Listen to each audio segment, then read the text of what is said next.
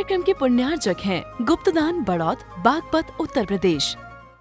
मंगलम पंच परमेष्टि मंगलम तीर्थंकरम मंगलम विश्वजिन्धर्मम मंगलम वीरशासनम मंगलम वीरशासनम वंदितो सव्यसिद्धे ध्रुवमचलमणोभवं गतिं पते वोक्षामि समय पाहुड मृण्मो सुध केवली भरिदम। तो महानुभाव, ये समय सार महान ग्रंथ जो है हमें आत्मा से परमात्मा बनाने की शिक्षा देता है, नर से नारायण बनाने की शिक्षा देता है, भक्त से भगवान बनाने की नहीं, भक्त भगवान बने इसकी शिक्षा देता है। पहले तो कहता है कि भक्त ही भगवान है, फिर कहता है भक्तपना छोड़ो तो भगवान है। ठीक है ना, ये बात है। 167 नंबर की गाथा ध्यान से देखिए। भावो रागादि जो दो जीवेण का दो दुबंध गो भणि दो रागादि विप मुक्को अबंध गो जान गो डवरी। बंधक और अबंधक। बंधक मतलब बंधा रहने वाला जीव, बंधने वाला जीव। अबंधक जो बंधा नहीं रहने वाला जीव। दोनों में महान अंतर होता है भैया। गर्मी है, बहुत गर्मी है, तो एक पेड़ के नीचे बैठा हुआ है, शीतल हवा का आनंद ले रहा है, और एक जो है बहुत धूप धपरिया में जो है परेशान हो रहा है। बोलो, तो दोनों में क्या परिणामों में अंतर है? एक तो नरक का अनुभव कर रहा है, जून की ज्येष्ठ की गर्मी हो और धूप हो बहुत तेज, जलन को जो चमड़ी जल जाए बिल्कुल, और एक व्यक्ति उसी समय पेड़ के नीचे बढ़िया शीतल हवा के नीचे बैठा हो, तो एक तो नरक जैसा अनुभव कर रहा है और एक स्वर्ग जैसा अनुभव कर रहा है। ठीक है ना। और एक स्थान ऐसा है जहां ना गर्मी है ना ठंडी है, और वो सिद्ध जैसा अनुभव कर रहा है। सुनो, अबंधक कौन है? जो सिद्ध जैसा अनुभव कर रहा है। और बंधक दोनों है वो कौन? जो गर्मी का और शीतल का अनुभव कर रहे हैं।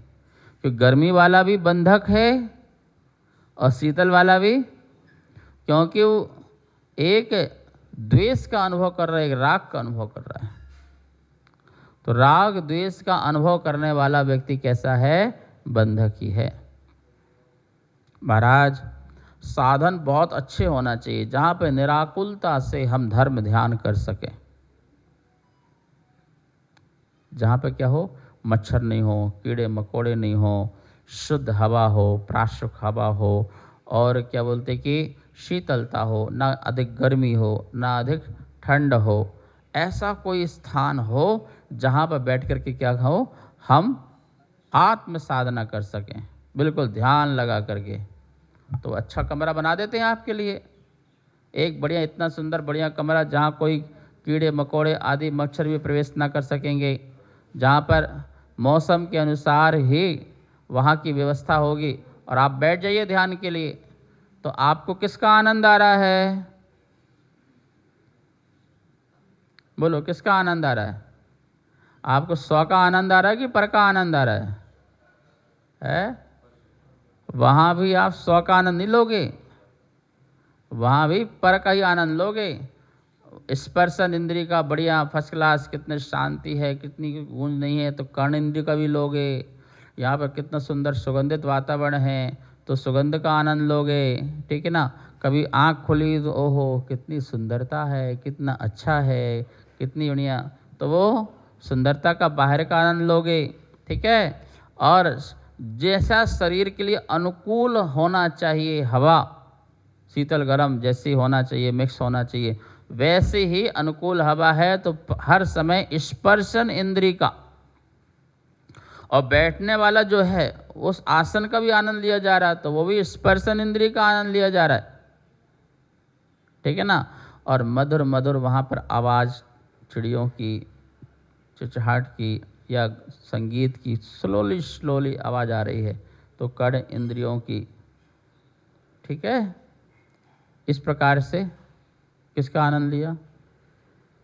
आत्मा का आनंद लिया। एयर कंडीशन में आत्मा की कंडीशन खत्म हो जाएगी, ध्यान रखना। और सुनो भैया, एयर कंडीशन से तो शरीर की कंडीशन भी खराब हो जाएगी। एसी जो शरीर की करे, एसी की, अब आगे तुम बोलो, मैं नहीं बोलूँगा। शरीर खराब हो जाता है, शरीर विकार हो जाता है, कोई काम का नहीं रह जाता है। जब शरीर ही खराब हो रहा है तो आत्मा तो खराब होना ही होना है ना, ठीक है। तो एयर, लोगों को आज के समय एयर कंडीशन में आत्म ध्यान चल रहा है। आजकल सारे विश्व में ध्यान केंद्र खुल रहे हैं। ध्यान केंद्र, कैसे ध्यान केंद्र खुल रहे भैया? पूरे के पूरे एयर कंडीशन ध्यान केंद्र खुल गए हैं तुम्हारे। अब जाओ वहाँ पर बढ़िया आराम से बैठो। भैया घर में बड़ी आकुलता थी, घर में बड़े परेशान थे, तो यहाँ क्या है? अरे यहाँ बड़ी शांति है, बहुत पीसफुल एरिया है, ठीक है, बड़ी शांति है, बड़ा अच्छा लग रहा। बेटा तुम्हें अच्छा नहीं लग रहा? तुम जो हो वहाँ के वातावरण के मौसम का आनंद ले रहे हो, आत्मा का आनंद नहीं ले रहे हो। बॉडी रिलैक्स हो रही है, आत्मा रिलैक्स नहीं हो रही है। आत्मा रिलैक्स नहीं हो रही है, आत्मा की तो कंडीशन खराब हो रही है, बेकार हो रही है, और बंद हो रहा। बंधक हो तुम। जैसे वो धूप में चलने वाला और शीतल छाया का लेने वाला आनंद वाला, वो दोनों ही बंधक है, अबंधक नहीं है। क्यों? क्योंकि उसको भी सहारा लेना पड़ा ना, पेड़ का, हवा का, जीने के लिए। तो बोले वो भी तो बंधक हो गया, वो भी किसी ना किसी पर से बंधा है ना। वो पर से दुखी है, पर से सुखी है। बस एक धूप पर है, उस पर से दुखी है, और एक धूप वहाँ नहीं है, छाया है, तो छाया से बंधा हुआ है, वो भी पर है। धूप कभी छाव, सुख दुख के गांव, धूप कभी छाव। इस सुख दुख के गांव हैं, सुख के गांव में रह लिया और दुख के गांव में। आखिर गांव में तो हो, मोक्ष ग्राम में तो नहीं हो, मोक्ष धाम में तो नहीं हो। सुख दुख के ग्राम में हो, मोक्ष के धाम में नहीं हो, बंधक हो। और यहाँ कह रहे अबंधक, रागादि विमुख को, जिसको ना धूप से ना गर्मी से, दोनों में समता भाव आ जाए, जिसको पुण्य और पाप दोनों में ही समता भाव आ जाए, जिसको शुभ अशुभ दोनों के प्रति समभाव आ जाए, जिसे सामायिक कहते हैं। और सच बात है, सामायिक मोक्षांगे, सामायिक मोक्ष का अंग है, क्योंकि सामायिक से ही समता आती है। ये जो स्थिति बता रहे अबंधक की ना, ये सामायिक से आ सकती है। जीवे मरणे लाहा, लाहे संजोपे विप्पजो गेया, बंधुरसु दुखादो समदा समायणम नाम। जीवन में मरण में, जीवे मरणे लाहा, लाहे लाहे, लाभ और अलाभ में, संयोग और वियोग में, शत्रु और बंधु मित्र में, इन सब में क्या रखता है? जो संभाव रखता है। आर्त रौद्र परित्यागा तद्धि सामायिकम मतम। आर्त रौद्र ध्यान का त्याग करने वाला ही सामायिक को उपलब्ध होता है, सामायिक को प्राप्त होता है। पढ़ लो, प्रतिगुण लिखा हुआ, आर्त रौद्र परित्यागः तद्धि सामायिकम मतम। जो आर्त रौद्र ध्यान का त्याग करे वो सामायिक है। पहले हमारे यहाँ पर सामायिक का बड़ा प्रचलन था। सामायिक, हर व्यक्ति सामायिक करता था। भैया कुछ क्षण के लिए परिग्रह और परिवार से मोह को बुद्धिपूर्वक, संकल्प पूर्वक, कायोत्सर पूर्वक त्याग करके बैठ जाना समता भाव से, और उस समय अपने को देखना कि मेरा परिणाम न घर में जा रहा है, न दुकान में जा रहा, न मकान में जा रहा, न पैसे में जा रहा, कहीं नहीं जा रहा, अपने में ठहराव है। और उसके पहले ठहराव लाने के लिए बोलते वहाँ से हटा करके पहले अपने भगवान पर, अपने गुरु पर, अपने शास्त्र पर, जिनवाणी पर, भक्ति पर लगा लो। तो हम समता बैठे, त्याग कर दिया कि हम इतनी देर तक उठना नहीं है, अब ऐसे ही बैठना है, ऐसे ही रहना है, ये संकल्प हो गया। और इसके बाद अब परिग्रह का, परिवार का, कायोत्सर्ग पूर्वक समस्त पापों का त्याग कर दिया। तो अब कहाँ जाएगा मन? मन तो भागेगा ना। तो बोले सामायिक पाठ कर लो, समाधि भावना पढ़ लो, जाप कर लो, चारों तरफ भगवान की वंदना करके नमोस्तु आदि कर लो, इसमें मन लगाओ। और बोले इसमें मन लग जाने के बाद फिर इससे भी अपने को हटाकर, पर से तो हटे गया, वहाँ से विकल्प तो अपन ने उसकी भूमिका तैयार कर ली ना, तो वो हट गया। कितना सिस्टोमेटिक बताइए सामायिक, बताओ क्या तरीका बताया आत्मा में जाने का।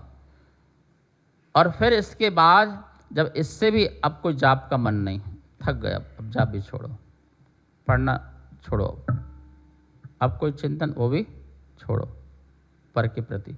और अब क्या लग गए, धीरे धीरे अपने स्व में ही अपने श्वास को केंद्रित करते हुए, श्वास का विकल्प छोड़ते हुए आत्मा का स्वभाव जानना, देखना है साक्षी भाव से। अब जो भी आ रहा है, जा रहा है, मात्र उसका मैं ज्ञाता हूँ, दृष्टा हूँ। अब उसके प्रति कोई राग और द्वेष नहीं आ रहा है और जा रहा है। उत्तम सामायिक है। वही सामायिक व्यक्ति अबंधक है, अबंधक है। मैं सामायिक पर एक पुस्तक लिख रहा हूँ, पूर्ण होगी तो आपको जरूर मिलेगी। और उसमें सब प्रकार से सामायिक का स्वरूप बताएंगे, सामायिक की चर्चा करेंगे, सामायिक की उपलब्धि बताएंगे, सामायिक के लाभ बताएंगे, और उसका सारा निष्कर्ष जो निचोड़ है वो भी बताएंगे। वो आप तक पहुँचेगी, अवश्य पहुँचेगी। ये सामायिक में प्रचलन होना चाहिए, विश्व में सामायिक का प्रचार प्रसार होना चाहिए, जिससे हर व्यक्ति कम से कम 24 घंटे में 24 मिनट अपने आप को निकाले। यदि वो 24 मिनट के संस्कार भी यदि अपने आत्मा में डालता है तो उसके 24 मिनट नियम से संसार का अभाव, दुख का अभाव, क्लेश का अभाव, पीड़ा का अभाव, परेशानी का अभाव, चिंताओं का अभाव, इन सब का अभाव करेगा। 24 मिनट उसे जो अन्य जो घंटे बचे हैं उन सब में उसे शांति देगा। आकुलता व्याकुलता चार्ज हो जाता है ना, जैसे बैटरी को चार्ज में लगा दो तो चार्ज हो गई, 100% फुल हो गई। कब तक चलेगी? जब इसके 5-6 घंटे या 24 घंटे के चलने का उसका सिस्टम है वो चलेगी उतने घंटे तक। ऐसे ही सामायिक से आत्मा रूपी बैटरी को चार्ज करो। जैसे आप लोग सुबह पूजा पाठ करने से चाहते हो, वो भी बैटरी चार्ज करनी है, ठीक है ना। यदि नहीं चार्ज करोगे तो क्या होगा? बैटरी तो खराब होएगी, मोबाइल भी खराब हो जाएगा। सिम अकेले क्या करेगी? आत्मा के लिए क्या कर लेगी जो तुम इस प्रकार से शरीर भी खराब कर दोगे? तो उससे ये तो पूजा पाठ आदि, जाप आदि से आपका शरीर चार्ज होता है, और सामायिक से आत्मा चार्ज होती है। मोबाइल है ना, उसमें सिम है और सिम को वो नहीं कराओ तो, रिचार्ज नहीं कराओ तो सिम भी खराब, डेड। मोबाइल भी डेड तो है ही, और सिम भी। ये पूरा का पूरा ये मोबाइल पूरा ये अपने शरीर और आत्मा है। चिप जो है वो आत्मा है और शरीर मोबाइल की बॉडी है। उसको भी चार्ज करना पड़ता है बैटरी से, तो उसके लिए भोजन पानी देना पड़ता है अपन के लिए। शरीर चार्ज हो, थोड़ा योगा करना पड़ता है, थोड़ा प्राणायाम करना पड़ता है, जिससे शरीर क्या हो, चार्ज रहे। और सिम में रिचार्ज कराना पड़ता है। तो आत्मा को भी सामायिक से, ध्यान से, कायोत्सर्ग से, त्याग तपस्या से, अनुप्रेक्षाओं से, परिचय से, इससे क्या करेगा, चार्ज किया जाता है। अब देख लो आपकी चार्जिंग वाली कौन सी कंपनी की है, ठीक है ना, ब्रांडेड कंपनी की है या लोकल कंपनी की है, कैसा चार्ज करना चाहते हो। शुद्ध शाकाहारी करोगे, शरीर अच्छा चार्ज होगा, बहुत वर्षों तक जियोगे, ठीक है। और उसका भी लाइफ टाइम चार्ज कराओ। ठीक है, आत्मा को लाइफ टाइम दे दो भैया, इतने टाइम हमें सामायिक करना ही करना है, लाइफ टाइम हमें 3 टाइम सामायिक करना ही करना है, लाइफ टाइम हमें साधना करना ही करना है। अष्टमी चतुर्दशी आएगा, उपवास करके उस दिन मौन लेकर के आत्म साधना करना ही करना है। तो इस प्रकार से जो लाइफ टाइम अपने नियम बना लेगा वो क्या कह रहेगा, रिचार्ज रहेगा। और एक दिन ऐसा आएगा उसको कभी चार्ज कराने की आवश्यकता ही नहीं पड़ेगी, वो फुल एनर्जी हो जाएगी, अनंत काल के लिए सिद्ध भगवान बन करके पूर्ण रूप से चार्ज हो जाएंगे। सिद्ध भगवान सबके लिए आदर्श बन जाएंगे। सिद्ध भगवान बन करके आप सबके लिए आदर्श बन जाएंगे, अरहंतों के लिए भी आदर्श बन जाएंगे, तीर्थंकर के लिए भी आदर्श बन जाएंगे, उच्चतम आत्मा की स्थिति को प्राप्त हो जाएंगे, अबंधक हो जाएंगे। ये गाथा बिल्कुल सार रूप में है भैया, सीधी सी बात है। राग आदि जुदो ऊपर लिखा है और नीचे लिखा राग आदि विपमुक्को। गाथा में ध्यान से देखो, राग आदि जुदो और राग आदि विपमुक्को, राग आदि से युक्त और राग आदि से विमुक्त, राग आदि से युक्त और राग आदि से विमुक्त। राग आदि से युक्त होने पर बंधको भणी दो बंधक, और रागादि विमुक्को से अबंधको जानो, और रागादि से विमुक्त होने पर अबंधक हो जाता है। हथकड़ी लगे हैं तो बंधक, और हथकड़ी छुड़ेगी तो अबंधक। कसाय सहित हैं तो बंधक, और कसाय रहित हैं तो अबंधक हो जाएंगे। मतलब कि बंध अबंध का कारण शरीर नहीं बता रहे, नो कर्म नहीं बता रहे, संसार की कोई भी भौतिक पदार्थ भौतिक वस्तु नहीं बता रहे, संसार का कोई व्यक्ति और कोई वस्तु बंध का कारण नहीं बता रहे। क्या बता रहे हैं? बोले तुम्हारे भाव ही बंध हैं और तुम्हारे भाव ही अबंध हैं। भावों की पगडंडी पर सरपट दौड़ा करता मन, भावों की पगडंडी पर सरपट दौड़ा करता मन, और भावों में ही यह कर्म बांधता है ये मन। भावों में ही यह कर्म जोड़ता है ये मन, और भावों से ही यह कर्म काटता है ये मन। भावों की पगडंडी पर सरपट दौड़ा करता मन। जल है ना, तो जल से कीचड़ भी होता है और जल से कीचड़ साफ भी होता है।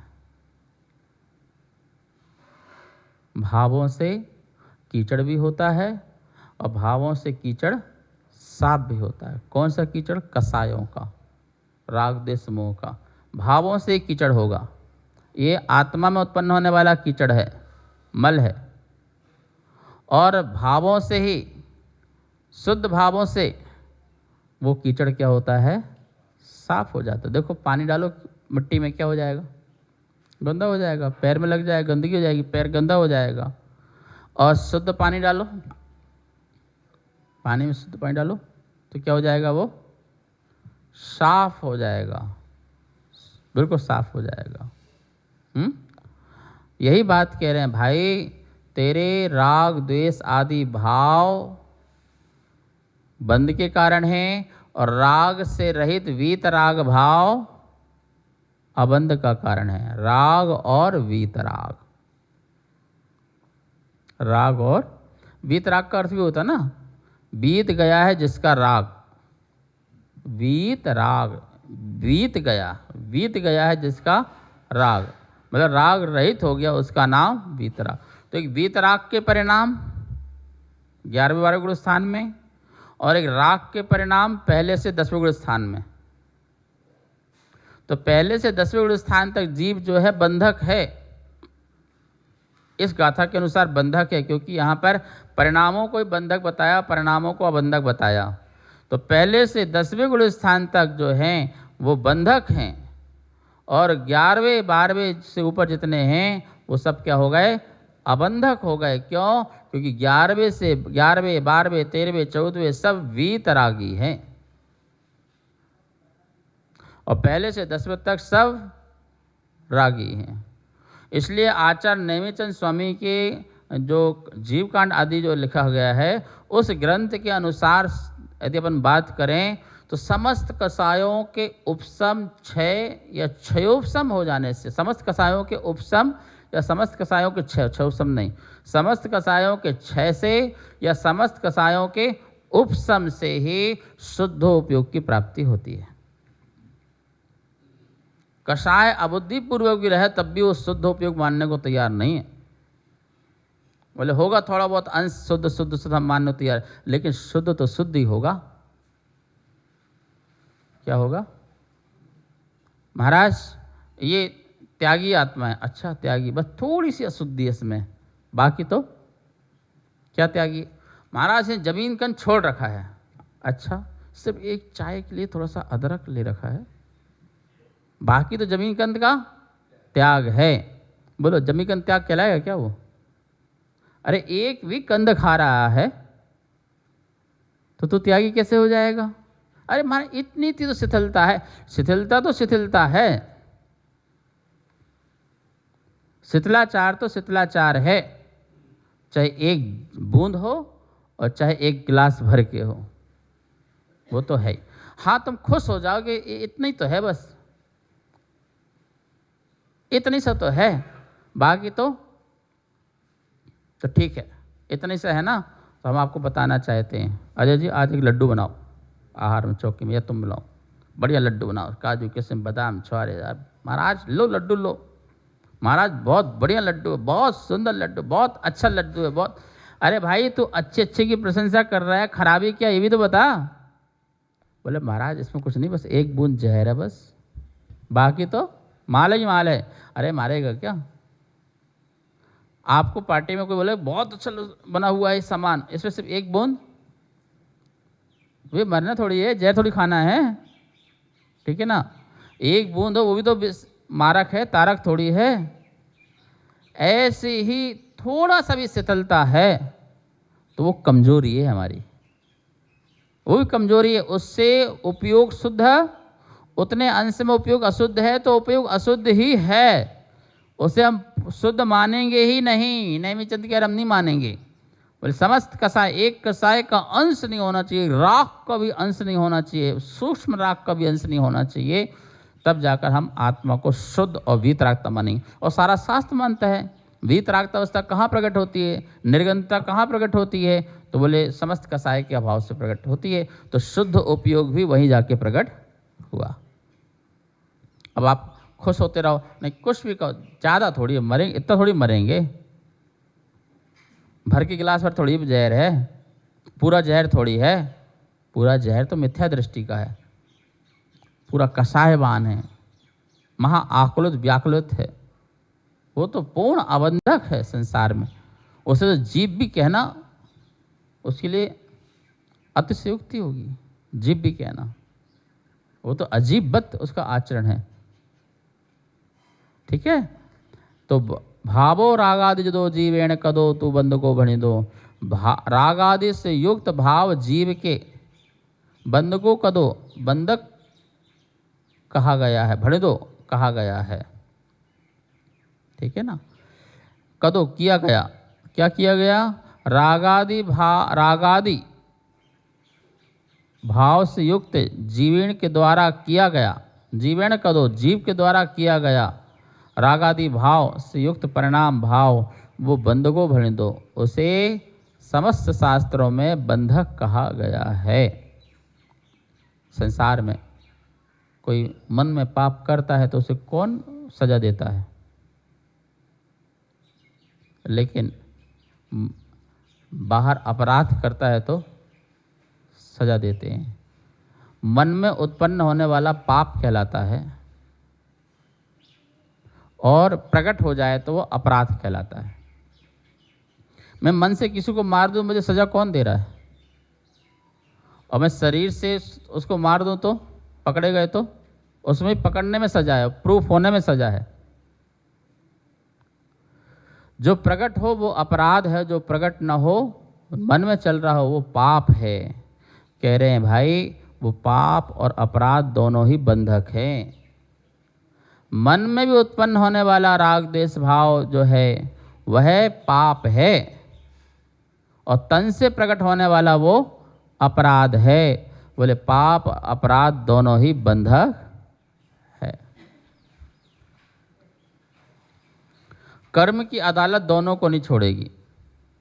कर्म की अदालत में जब बैठेंगे तो पाप की सजा ज़्यादा है, पाप की सजा ज़्यादा, अपराध की सजा कम है। और भौतिक अदालत में बैठोगे, दुनिया की अदालत में बैठोगे तो अपराध की सजा ज़्यादा है और पाप की तो है ही नहीं।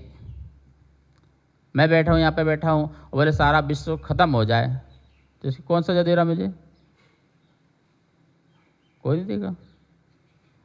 लेकिन कर्म की अदालत में दोनों की सजाएं हैं भैया, पाप की भी और अपराध। मन से करो, वचन से करो, तन से करो, तीनों से ही सजाएं हैं। और आपको सजा भोगना पड़ेगा, आपको बंधक बनना पड़ेगा, आपको अनंत काल तक संसार में रुलना पड़ेगा, जन्म मरण करना पड़ेगा, 84 लाख योनि में घूमना पड़ेगा, दुर्गति के पात्र होना पड़ेगा, कष्ट पीड़ा उठाना पड़ेगी बंधक होकर के। इतना घातक परिणाम है राग का, द्वेष का, मोह का। और जो सुखी होना चाहते हैं, जो सच में अपने को अच्छा बेहतर बनाना चाहते हैं, जो सच में सुख की भावना और आनंद की भावना रखना चाहते हैं, वो अपने जीवन में राग द्वेष मोह को कम करते हैं। अर्थात पंच इंद्रिय के जितने भी विषय हैं उनमें आसक्ति हटाते जाते हैं। विषयों की आशा नहीं जिनके साम्य भाव धन रखते हैं। जो समता का धन रखते हैं और विषयों की आशा नहीं रखते हैं, भोग विलास की आशा नहीं रखते हैं, वही अबंधक होते हैं। और वही अबंधक होकर के परमात्म पद को प्राप्त हो जाया करते हैं। महानुभाव, आप सब लोग इस गाथा को अपने अंदर उतारें और चिंतन करें कि हमें बंधक से अबंधक की ओर चलना है, बंधक को छोड़ करके अबंध की ओर चलना है, हमें संसार के सिद्धत्व की ओर जाना है। ये हमारा लक्ष्य और ये हमारा उद्देश्य होना चाहिए। शेष विषय कल। जा वाणी के ज्ञान से सूझे लोकालोक, शो वाणी मस्तक धरो सदा देत हो धो। हे जनवाणी भारती तो हे जपो दिन रैन, जो तेरी शरणा धरे सो पावे सुख चैन। सबको बहुत बहुत मंगल आशीर्वाद। इस कार्यक्रम के पुण्यार्चक हैं गुप्तदान बड़ौत, बागपत, उत्तर प्रदेश।